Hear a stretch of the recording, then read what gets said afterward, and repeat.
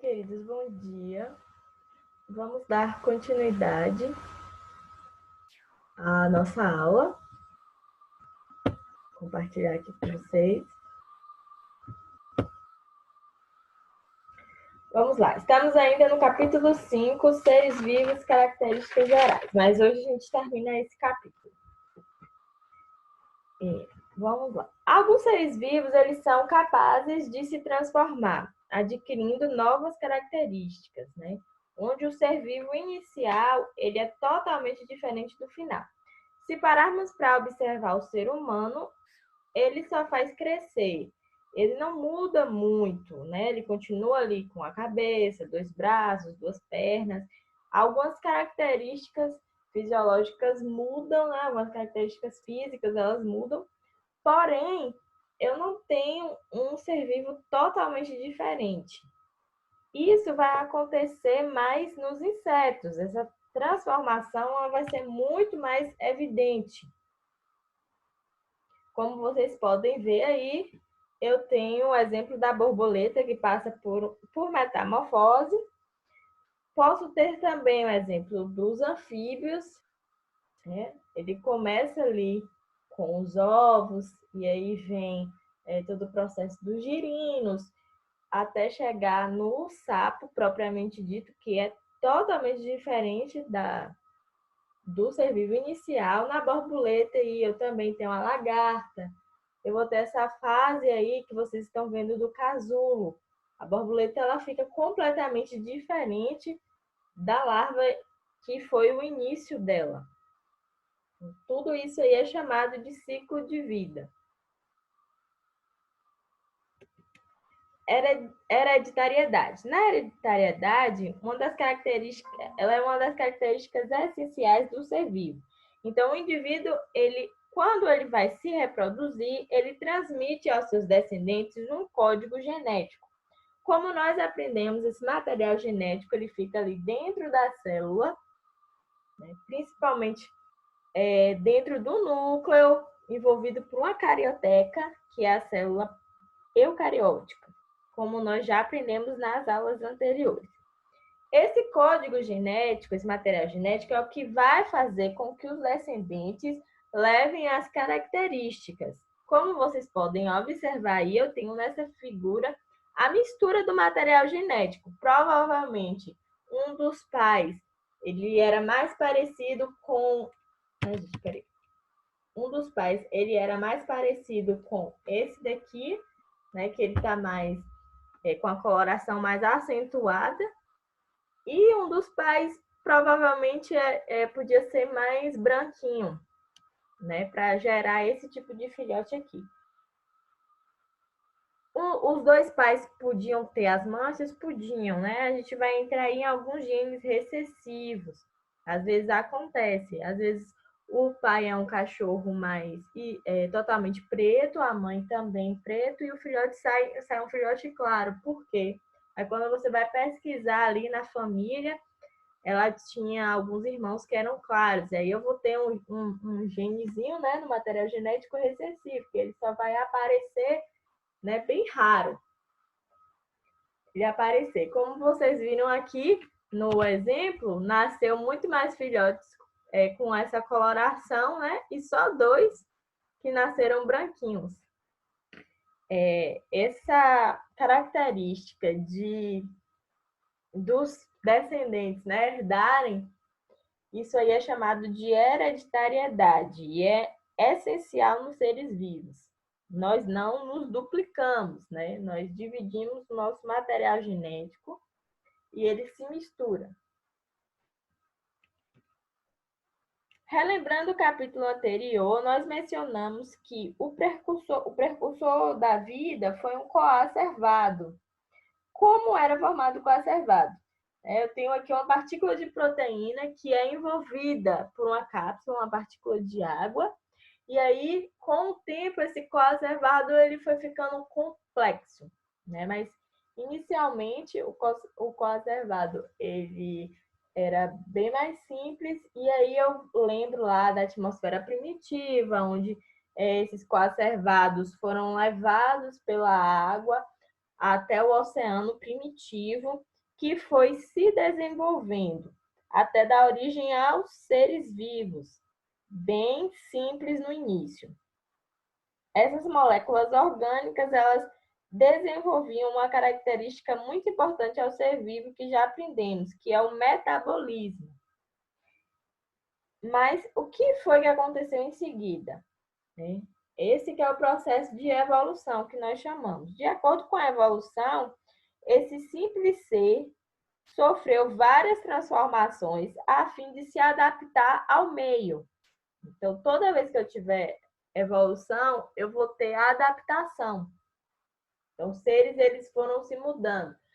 Eu vou ter isso de maneira lenta, não é de forma rápida. A Terra, ela teve muitos e muitos anos antes da chegada dos seres vivos e muitos anos antes da chegada de nós, seres humanos. Então, eu tenho aí muitos anos, tá, de evolução até chegar na complexidade que nós somos hoje.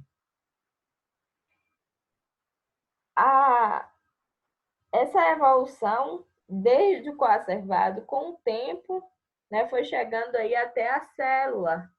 Um dos primeiros aí a ser formados foi a membrana plasmática.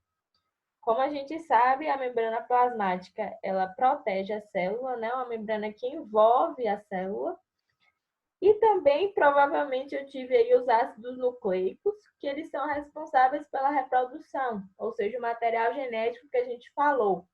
Então, eu já tenho aí uma membrana plasmática, eu tenho ácidos nucleicos que vão se aprimorando até chegar no primeiro ser vivo. Eu tive também aí, né, depois dessa evolução, os seres procariontes, eles vieram primeiro do que os seres eucariontes, porque eles são mais simples. Então, tudo que era mais simples vem primeiro, depois que vai ficando mais complexo. Então, eu tenho aí os coacervados, que com o tempo foram se unindo até juntar aí e formar a primeira célula, que provavelmente foi um ser procarionte, e aí, com o tempo, esse ser procarionte ele teve que se adaptar ao meio, transformando em uma célula eucarionte, que foi evoluindo até chegar à complexidade dos seres vivos que nós temos hoje. O conceito de evolução é o processo de transformações e adaptações que o próprio ser vivo sofre a fim de melhor se adequar ao meio ambiente. Prestem minha atenção aí nesse GIF. Ele começa desde o início aí o material genético dentro da célula. Formei aí a célula eucarionte agora. E aí vão ser formados os primeiros seres vivos.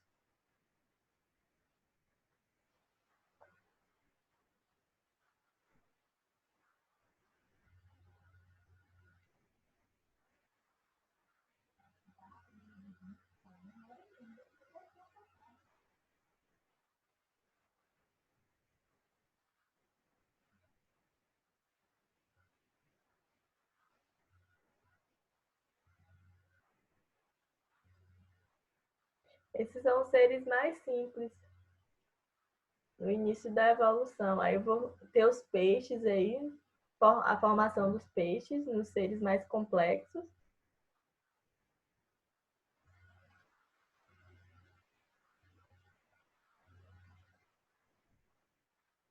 Lembrando que isso é uma teoria, tá, gente? Tem aí os anfíbios, depois eu vou ter os répteis.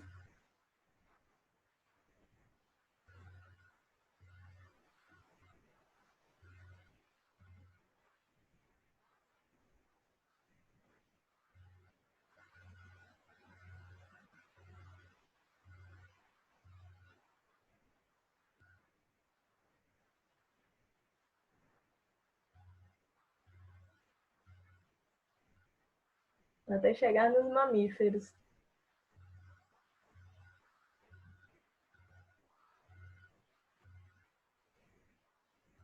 Dos vertebrados, a primeira classe foi os peixes, depois veio com os répteis, as aves, não, sinto muito, peixes, anfíbios, répteis, aves, mamíferos, até chegar no homem, tá? E aí acaba o nosso vídeo.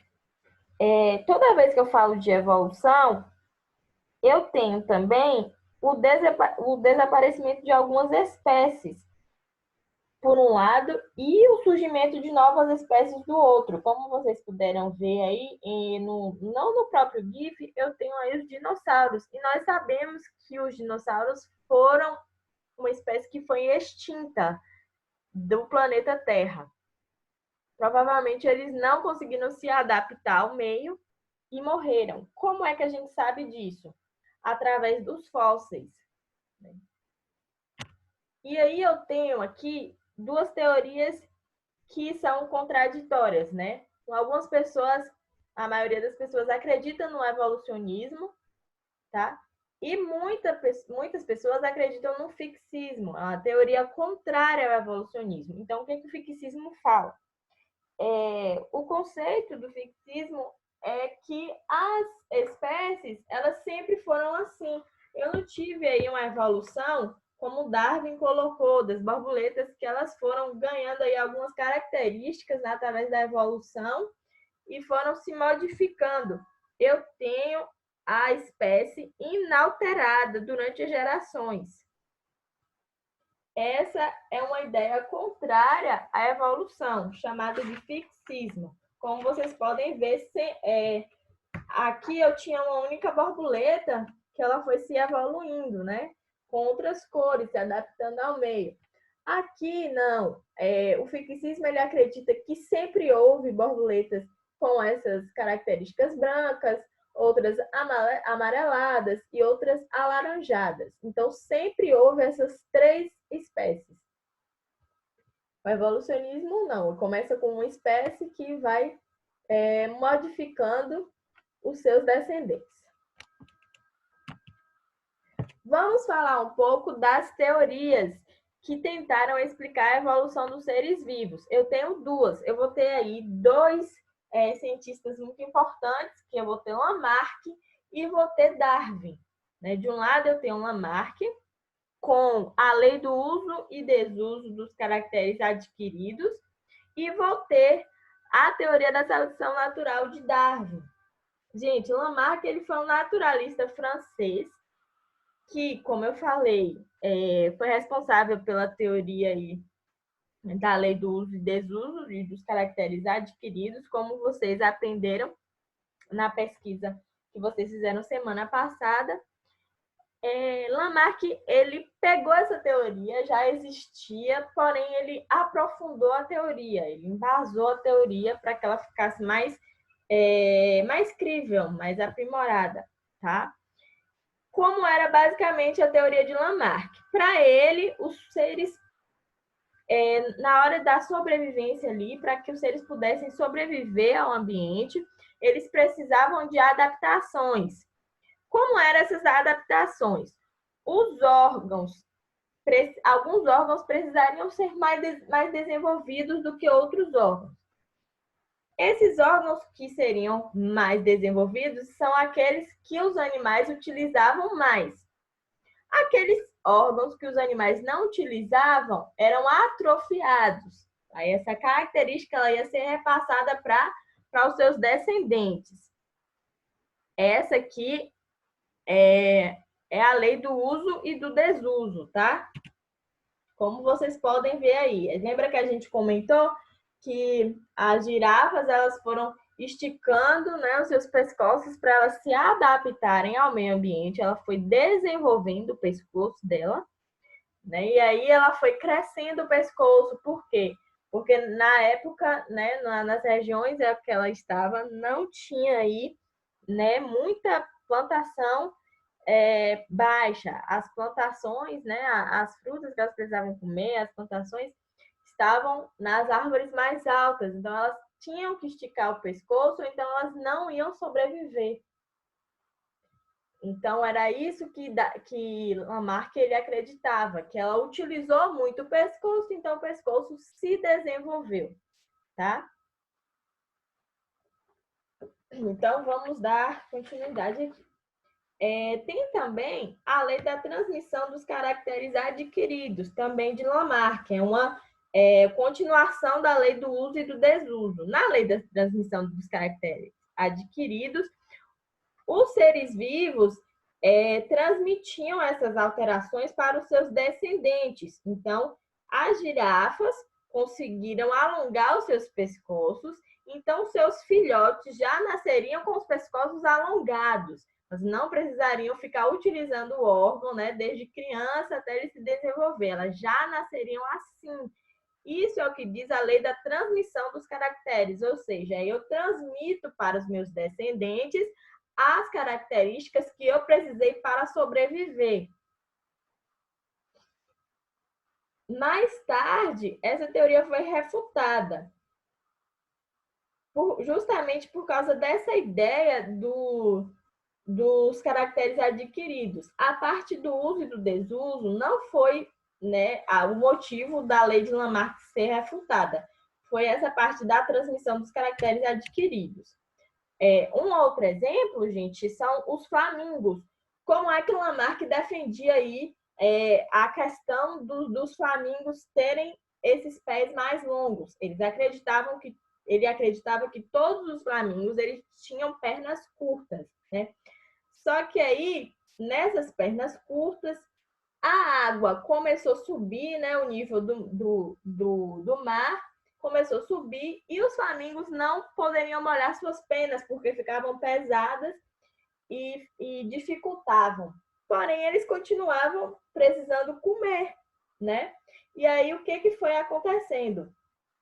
Os flamingos, eles foram desenvolvendo as suas pernas, eles foram se esticando. E aí, essa característica foi passando para os seus descendentes, de forma que não nasciam mais flamingos com as pernas curtas, nasciam os flamingos com as pernas longas, tá? Outro exemplo aí da teoria de Lamarck. Por que essa teoria dos caracteres adquiridos foi refutada? Por que não servia mais? Porque, vamos simplificar, o livro de vocês traz uma simplificação muito mais fácil para a gente aprender.